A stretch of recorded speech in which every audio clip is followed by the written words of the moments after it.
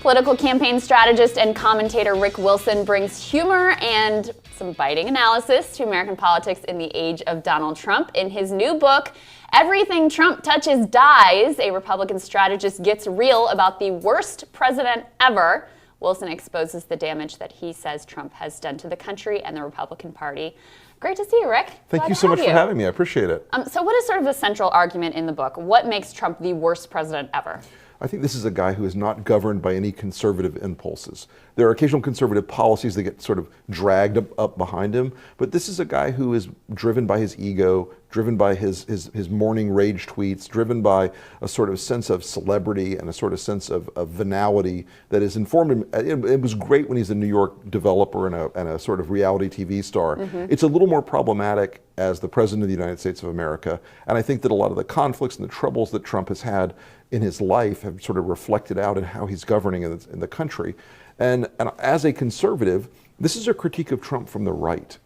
And we've expanded government, we've blown out spending, we've blown out deficits, we've blown out debt. And you know, executive orders are all fine and good, but when Barack Obama was doing them, we hated them.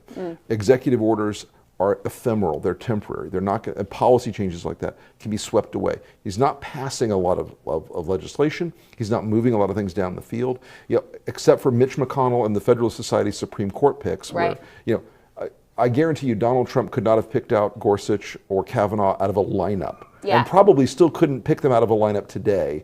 Aside from some stuff that was already like part of the ongoing conservative movement, the larder is pretty bare when it comes to accomplishments. So if this tax reform bill that passed, I use that term loosely, but if this tax cut had passed under a different Republican administration, would you have lauded it? No, because I really oppose crony capitalism.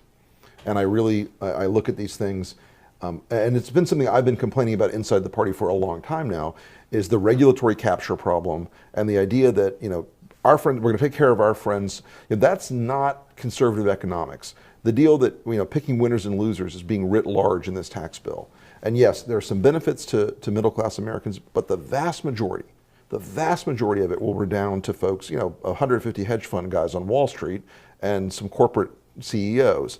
And the problem for me with that is we have picked those people out and said, this is how we're going to, you know, tune this tax bill. I know a tax lobbyist who helped write it, and I texted him at the time. He was literally in McConnell's office. I'm like, is this going to help create jobs? He said, how the hell do I know?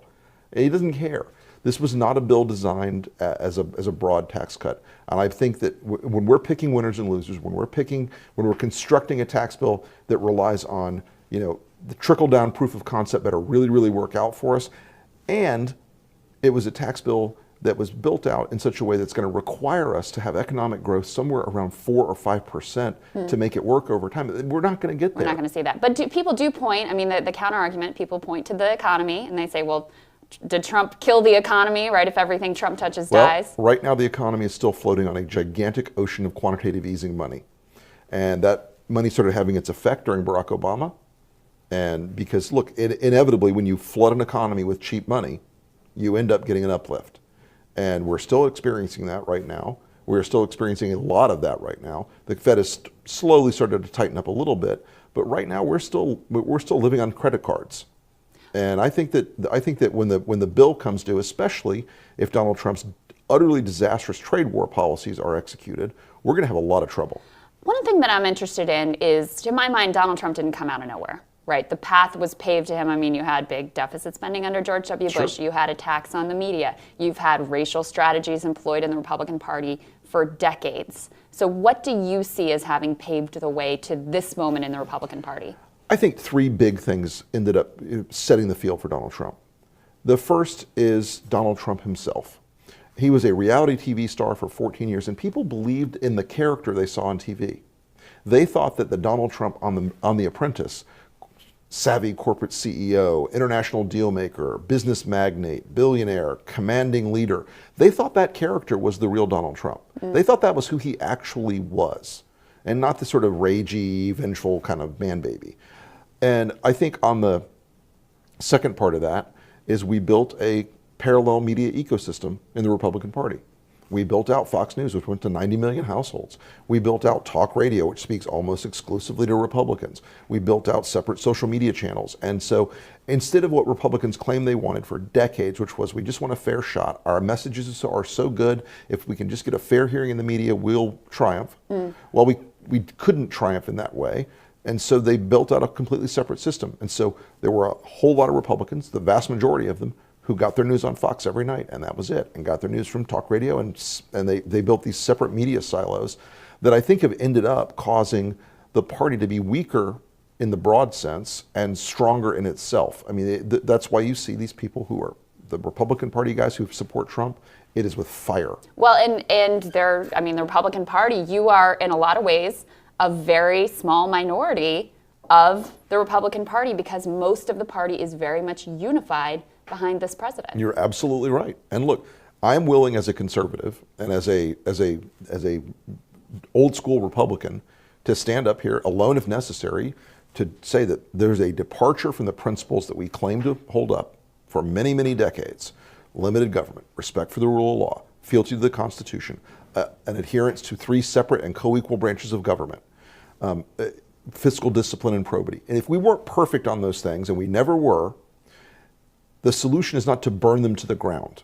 The solution is not, if you're a conservative, the solution is not to go with your impulses every day and to go with the things that are part of this sort of knee-jerk nationalist populism that I think leads to dangerous paths and I think is fundamentally statist and authoritarian and not conservative. Should conservatives vote for Democrats this fall? I think conservatives have to make a case-by-case choice. There are actually some Democratic candidates out there who functionally now are to the right on economics of their Republican cohort. I mean, counterparts. It's astounding. For example? Dan McCready in North Carolina. He is not a statist. He's an entrepreneur and a businessman. That's just one example off the top of my head. But there are certainly people out there who, on the Democratic side, who are not running as Bernie bros or as ponytail Che Guevara, and they are out there working pretty hard to represent their states and districts in ways that represent their states and districts. I mean, the political monoculture in the Trump party now, a Republican in Alabama has to run the same exact way as a Republican in Virginia or in Vermont or Montana or California. They all have to be Donald Trump. And Corey Stewart certainly comes to mind. Well, Corey Stewart is Donald is the end point of Trumpism, and you can't pull off Trumpism without being a reality TV star and a celebrity. Corey Stewart, as we all know, is about to get his tail torn off in Virginia by Tim Kaine. He's the GOP nominee for Senate. Just so he is, yes, and the problem with a guy like Corey Stewart is he becomes an avatar of the party. He becomes a symbol of the party. And in Virginia now for decades, people are going to say, you guys nominated an alt-right racist as your nominee. And why did he get there? He got there because we're in the era of Donald Trump. One more question for you. What is the future of the Republican Party? You know that scene in Mad Max, the guy in the car with the guitar and the flamethrower? Pretty much that. Yeah. No, I think the GOP is going to have a pretty interesting reset in the next few years because of America's changing demographics and because of the things that I think that will inevitably flow out of this crazy administration. All right, Rick Wilson. Thank you. Congratulations on the book. Thank you so much. Burning up the charts. Great to see you. Good to see you too. All right, next on Rising, a brand new law signed by the governor of Massachusetts changes the voting game in that state and is potentially a model for other states as well. We're going to put that to our panel as well as a whole lot more. And later on, Mueller versus Trump. Will Mueller show his hand before the midterms? The Hill's editor-in-chief, Bob Cusack, weighs in on that. Rising continues next.